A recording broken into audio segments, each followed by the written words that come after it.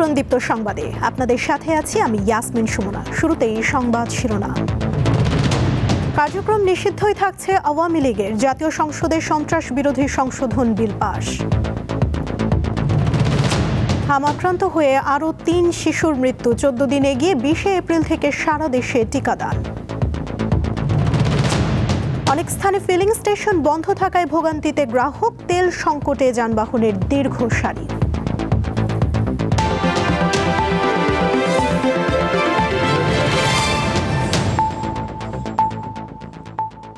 এবারে বিস্তারিত। জাতীয় সংসদে সর্বসম্মতিক্রমে পাশ হলো সন্ত্রাস বিরোধী সংশোধন বিল ২০২৬। এর ফলে গণ অভ্যুত্থানে ক্ষমতাচ্যুত আওয়ামী লীগের কার্যক্রম নিষিদ্ধই থাকছে। সকালের সেশনে এই সংক্রান্ত বিলটি উত্থাপন করেন স্বরাষ্ট্রমন্ত্রী সালাউদ্দিন আহমদ। এরপর সরাসরি কণ্ঠ ভোটে তা পাশ হয়। অন্তর্বর্তী সরকারের সময় ২০২৫ সালের ১২ই মে স্বরাষ্ট্র মন্ত্রণালয় প্রজ্ঞাপন জারি করে আওয়ামী লীগ এবং এর অঙ্গ সহযোগী ও ভ্রাতৃপ্রতিম সব সংগঠনের কার্যক্রম নিষিদ্ধ ঘোষণা করে। এখন অধ্যাদেশটি সংসদে আইন আকারে পাশ হওয়ায় আওয়ামী লীগের যে কোনো কার্যক্রম শুধু নিষিদ্ধই নয়, বরং দলটির সব নেতাকর্মীদেরও বিচারের আওতায় আনা হবে।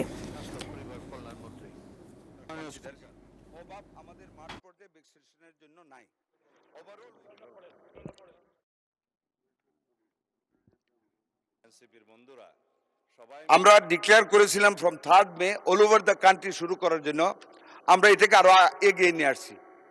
আমরা আরো এগিয়ে নিয়েছি because we have been able to collect the necessary vaccines from UNICEF by this time, and so we are expediting the vaccination program all over the country from 20th of this month.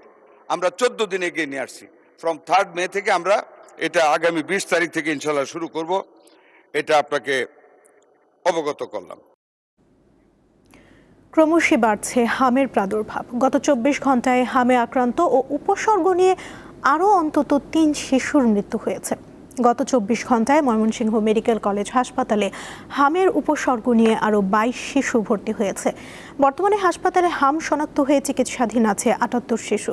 সুস্থ হয়ে বাড়ি ফিরেছেন ২১৩ শিশু, আর মৃত্যু হয়েছে ৭ শিশুর।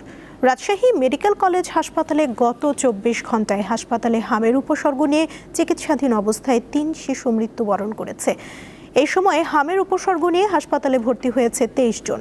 ভোলায় হামের উপসর্গ নিয়ে আজও নতুন করে ৫ জন শিশু জেলা হাসপাতাল সহ বিভিন্ন হাসপাতালে ভর্তি হয়েছে।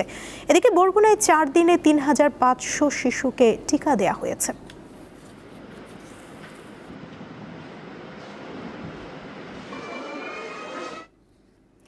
হামের হটস্পট বরগুনায় ৪ দিনে ৩৫০০ শিশুকে টিকা দেওয়া হয়েছে।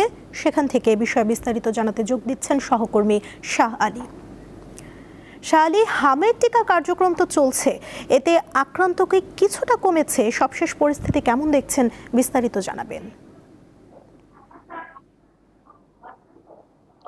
সুমনা, আসলে আমি এই মুহূর্তে রয়েছি বরগুনার ২৫০ শয্যা বিশিষ্ট জেনারেল হাসপাতালে, যেখানে এখানে হামের জন্য আইসোলেশন তৈরি করা হয়েছে। সেখানে শুধুমাত্র হামের রোগীদের ভর্তি করার জন্য প্রায় ৪০টি বেড তৈরি করেছেন, এবং সেখানে দেখেছি যে গত ২৪ ঘন্টায় ৬ জন রোগী ভর্তি হয়েছেন, এবং এই মুহূর্তে ২৪ জন ভর্তি রয়েছে। আমরা দেখেছি যে সকাল ৮টা থেকে চতুর্থ দিনের মতো কিন্তু হামের টিকা দিচ্ছেন, এবং সেখানে কিন্তু দীর্ঘ লাইন ধরেই কিন্তু টিকা দিচ্ছেন শিশুদেরকে। এছাড়াও যদি বলি যে বরগুনা সদর উপজেলা প্রায় ১৫টি স্থানে এই টিকা প্রদান করছেন, এবং পৌর শহরে ৫টি স্থানে টিকা প্রদান করছেন। এখন পর্যন্ত প্রায় ৩৫০০ শিশুকে এই টিকার আওতায় আনা হয়েছে। এছাড়াও যারা অসচেতন রয়েছে, বিভিন্ন জায়গায় শহরে মাইকিং করা হচ্ছে টিকার আওতায় আনার জন্য, এবং সকলকে সচেতন করার জন্য, টিকা প্রদান করার জন্য তারা কিন্তু এই স্বাস্থ্য বিভাগ কিন্তু প্রতিদিনই তারা মাইকিং করছে, প্রচার প্রচারণা করছেন, মিটিং করছেন। সেটা কিন্তু আমরা দেখছি। এছাড়াও যদি বলি যে এই হাবের যে বরগুনা হটস্পট তৈরি হয়েছে, এর আগে কিন্তু ডেঙ্গুতে হটস্পট ছিল এই বরগুনায়। তখন কিন্তু অসংখ্য মানুষ কিন্তু ডেঙ্গুতে মারা গিয়েছেন। একের পর এক এই যে আ দুর্যোগ বলে এক প্রকার, সেই দুর্যোগে কিন্তু বরগুনার মানুষ আতঙ্ক রয়েছে আসলে বড় ধরনের দুর্ঘটনা ঘটে কিনা। এখন পর্যন্ত বরগুনা জেলায় প্রায় ৩,০০০ এর মতো আ আ এখানে কিন্তু আমরা যদি দেখেছি যে বরগুনা জেলায় যে ৩ জন শিশু মৃত্যু হয়েছে, আমরা সেটা দেখেছি, এবং এখানে যারা আসছেন ৩ বছর, ২ বছর, ৫ বছর এরকম করে শিশুরা। এর মধ্যে আবার আ যুবকরাও রয়েছে, বিশেষ করে 20-এর উপরে 30 বছর বয়সীও কিন্তু এখানে রয়েছে, আমরা সেটা দেখেছি। এবং তারাও কিন্তু একই রোগে আক্রান্ত হচ্ছে এবং ডাক্তার বলেছেন একজন আ রোগী থেকে প্রায় 18 জন আক্রান্ত হতে পারে, এবং তাদেরকে সচেতন করার জন্য মূলত একের পর এক তারা কিন্তু সভা সেমিনার করছেন। এখন পর্যন্ত কিন্তু কোন রকমই নিয়ন্ত্রণে আসছে না এবং প্রত্যেকেই কিন্তু আতঙ্কের মধ্যে রয়েছে যে কখন মহামারী আবার ধারণ করে এই হটস্পট বরগুনায়। এবং প্রতিনিয়তই তারা এই টিকা নিয়ে কথা বলছেন, যাতে সকল শিশুদেরকে যারা ৫ ৫ মাস ৬ মাস থেকে ৫ বছরের যে শিশুরা রয়েছে তাদেরকে টিকার আওতায় আনে, তাহলে হয়তো করতে হবে। কিন্তু এই বরগুনার একটা বিষয়ে লক্ষ্য করা গেছে যে ডাক্তার সংকট। যেখানে এত বড় একটি হাসপাতাল, সেখানে কিন্তু একজন মাত্র শিশু বিশেষজ্ঞ রয়েছে, যিনি প্রতিদিন ২০০ থেকে ২৫০ রোগী দেখেন। তো এই নিয়েও কিন্তু আসলে ডাক্তার নিয়েও কিন্তু সমস্যার মধ্যে রয়েছেন এই বরগুনা জেলা হাসপাতাল। এই ছিল বরগুনা থেকে আমার কাছে সর্বশেষ তথ্য। সুমনা। শাহ আলী, ধন্যবাদ আপনাকে। দেশে জ্বালানি তেল নিয়ে গ্রাহক ভোগান্তি এতটুকুও কমেনি। ঢাকা সহ সারা দেশে ফিলিং স্টেশনগুলোয় এখনও যানবাহনের দীর্ঘ সারি রয়েছে। রাজধানীতে কিছু কিছু পাম্প আজও বন্ধ রয়েছে। সেসব পাম্পের সংশ্লিষ্টরা জানান, পর্যাপ্ত সরবরাহ না থাকায় বাধ্য হয়ে তেল বিক্রি বন্ধ রাখছেন তারা। এছাড়া যেখানে তেল মিলছে সেখানে মোটরসাইকেল ও ব্যক্তিগত গাড়ি চালকরা ঘন্টার পর ঘন্টা অপেক্ষা করার কথা জানান। আমি 7:30টার থেকে সিরিয়াল ধরা, তাও প্রেস ক্লাবের সামনে ছিলাম, ওইখান থেকে এখানে আসলাম। বহুত সাধারণ জনগণের অনেক হ্যাসাল হইতেছে এই তেলের জন্য। এটা একটা সমাধান দরকার আমাদের। এটা তো তেল না, মনে হয় স্বর্ণ, আমরা স্বর্ণ কিনতে আসছি এরকম একটা অবস্থা। আমার খুব একটা অবস্থা খুবই খারাপ, যে আমি একটা ভালোভাবে চলবো এটারও খুব হারাই লেগেছে এই আর কি। ভোক্তা সাধারণের প্রতি আমি উদাত্ত আহ্বান জানাই, তেলে ক্রাইসিস নাই, বিশ্বে ক্রাইসিস আছে, আমাদের এখানেও ক্রাইসিস আছে, কিন্তু সরকার যেভাবে বলতেছে আপনারা শান্তভাবে সুশৃঙ্খলভাবে পাম্পে আসেন, আপনার প্রয়োজন যেটা এই তেলটা নেন। পাবলিক তো এটা করছে না। জ্বালানি তেল সংকটের আরও খবর জানাতে গাইবান্ধা থেকে যোগ দিচ্ছেন সহকর্মী আতোয়ার রহমান রানা। বিস্তারিত জানবো তার কাছ থেকে। রানা, বেশ কিছুদিন ধরেই তো সংকট চলছে, এ বিষয়ে ক্রেতা বিক্রেতারা কি বলছেন? জি সুমনা, সারা দেশের মতো উত্তরের জেলা গাইবান্ধাতেও কিন্তু জ্বালানি তেলের সংকট অব্যাহত রয়েছে। আমরা সকাল থেকে দেখেছি গাইবান্ধার ফিলিং স্টেশন গুলোতে বাইকারদের দীর্ঘ লাইন লক্ষ্য করা গিয়েছে। এর মূল কারণ হচ্ছে উত্তরের এই জেলাটিতে জ্বালানি তেলের সরবরাহ না থাকায় কিন্তু বিভিন্ন যানবাহনের চালকরা নানাভাবে ভোগান্তিতে পড়েছে। বিশেষ করে যারা বাইকার রয়েছেন তারা কিন্তু একটি ফিলিং স্টেশনে প্রায় ৩-৪ ঘন্টা অপেক্ষা করেও কিন্তু তাদের কাঙ্ক্ষিত জ্বালানি তেল আসলে তারা পাচ্ছে না।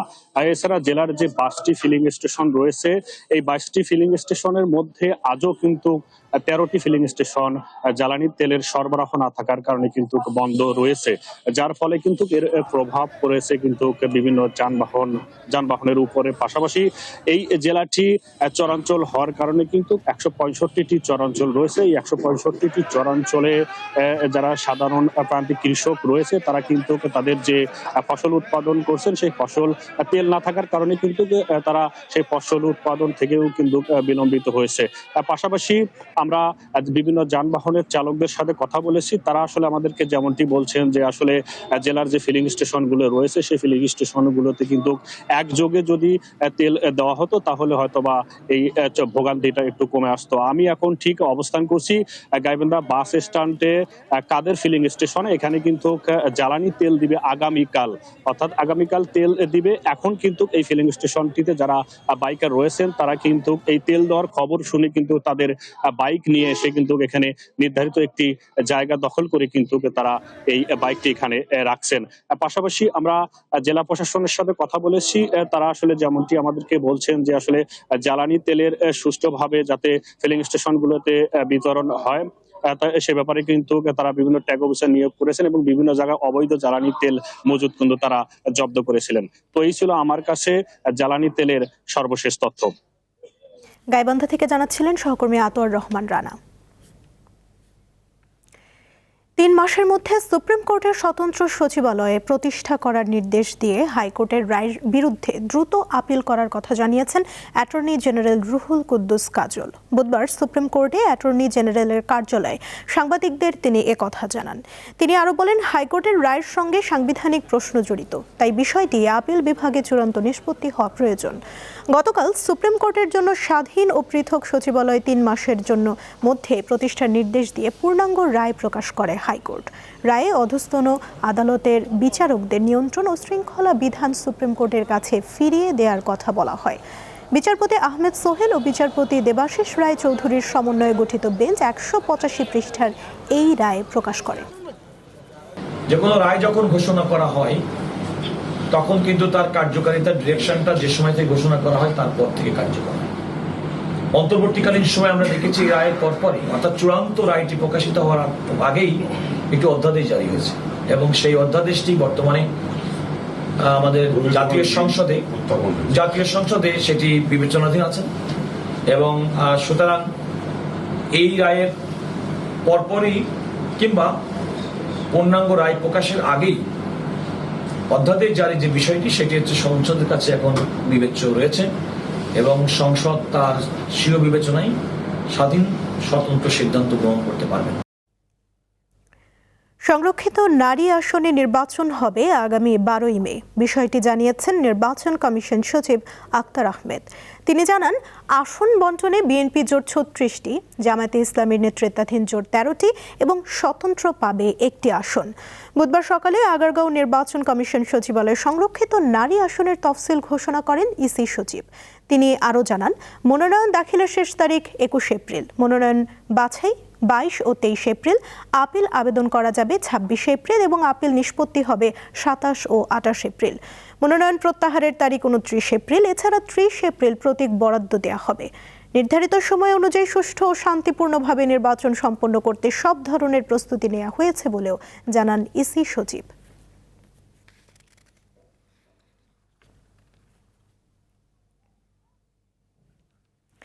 বিভিন্ন সেক্টরে দ্বিপাক্ষিক সম্পর্ক শক্তিশালী করতে বাংলাদেশের পররাষ্ট্রমন্ত্রী খলিলুর রহমানের সঙ্গে আলোচনা হয়েছে বলে জানিয়েছেন ভারতের পররাষ্ট্রমন্ত্রী এস জয়শঙ্কর। বুধবার নয়াদিল্লির হায়দ্রাবাদ হাউসে বৈঠক করেন দুই দেশের পররাষ্ট্রমন্ত্রী। সে সময় প্রধানমন্ত্রী তারেক রহমানের পররাষ্ট্র বিষয়ক উপদেষ্টা হুমায়ুন কবির ও দিল্লিতে বাংলাদেশের হাই কমিশনার রিয়াজ হামিদুল্লাহ উপস্থিত ছিলেন। বৈঠক নিয়ে নিজের এক্স হ্যান্ডেলে ভারতের পররাষ্ট্রমন্ত্রী লিখেছেন, দ্বিপাক্ষিক বিষয় ছাড়াও বৈঠকে আঞ্চলিক ও বৈশ্বিক রাজনীতি নিয়ে আলোচনা হয়। দুই পক্ষই পরস্পরের সঙ্গে নিয়মিত যোগাযোগ রক্ষায় একমত হয়েছে। ইন্ডিয়ান ওশিয়ান সম্মেলনে যোগ দিতে একই বিমানে আগামীকাল মরিশাসে যাবেন বাংলাদেশ ও ভারতের পররাষ্ট্রমন্ত্রী।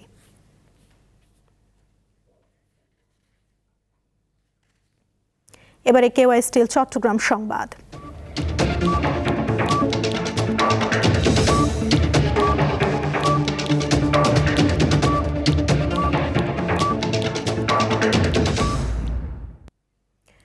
জ্বালানি ও ভোজ্য তেলের কৃত্রিম সংকট ও সাগরে অবৈধ মজুদ ঠেকাতে যৌথ অভিযান পরিচালনা করছে কোস্টগার্ড।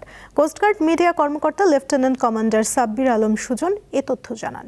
বৈশ্বিক জ্বালানি সংকটের সুযোগে অসাধু ব্যবসায়ীরা চট্টগ্রামের বহিনোঙরে বিভিন্ন লাইটার জাহাজে ভোজ্য ও জ্বালানি তেল সহ খাদ্যদ্রব্য অবৈধ মজুত করছে।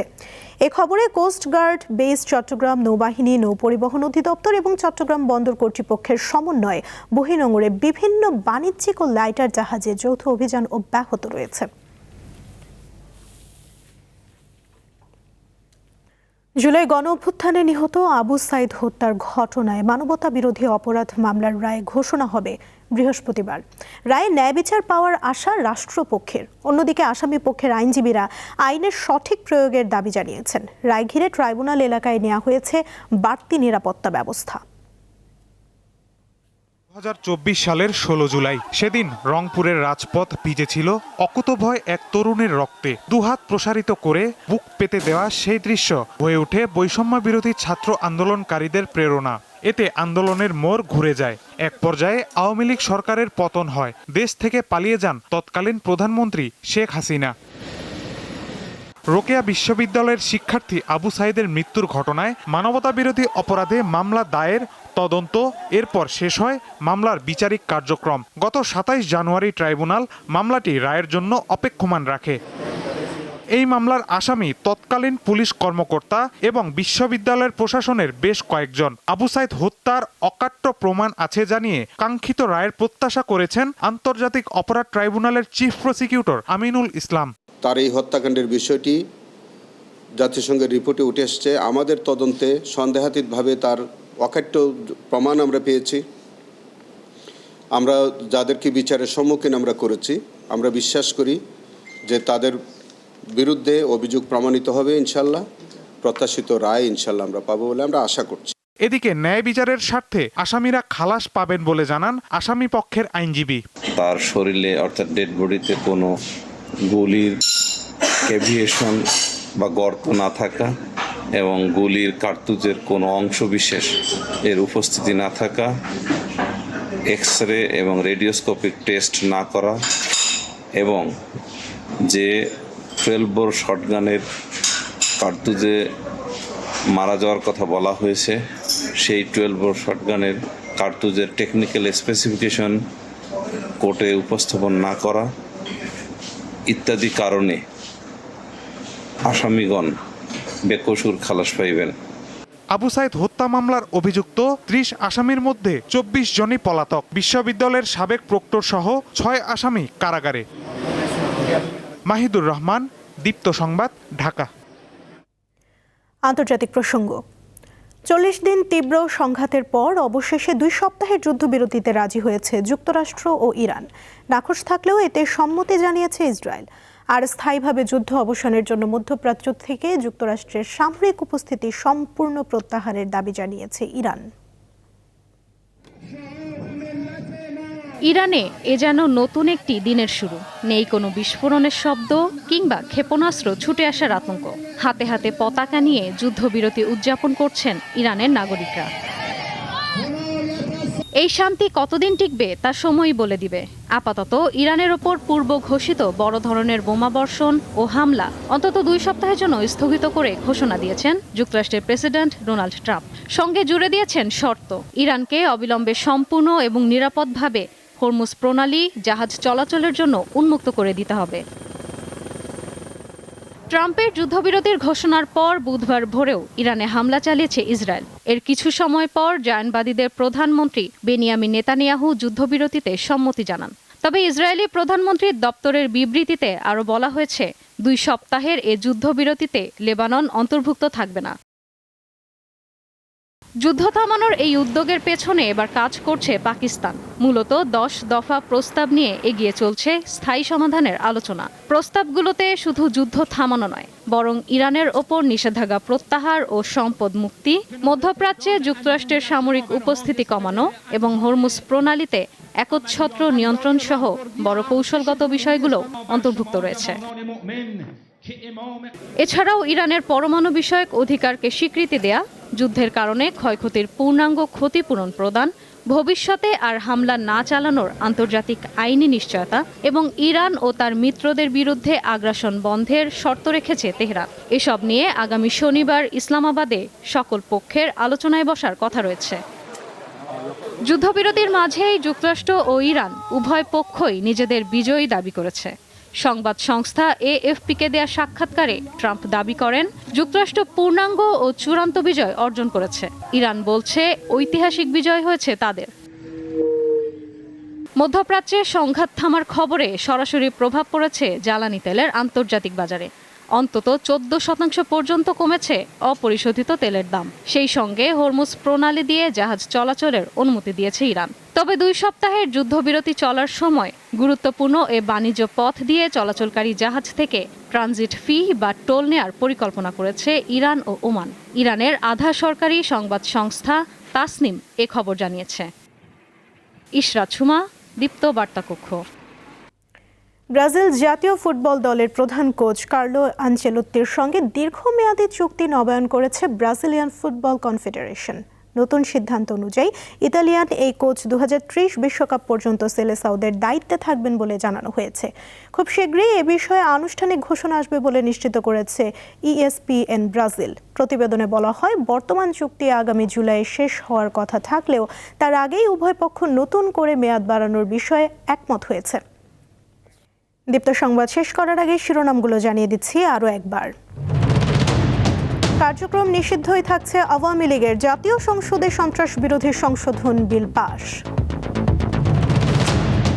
আক্রান্ত হয়ে আরও 3 শিশুর মৃত্যু, 14 দিন এগিয়ে 20 এপ্রিল থেকে সারা দেশে টিকাদান। অনেক স্থানে ফিলিং স্টেশন বন্ধ থাকায় ভোগান্তিতে গ্রাহক, তেল সংকটে যানবাহনের দীর্ঘ সারি।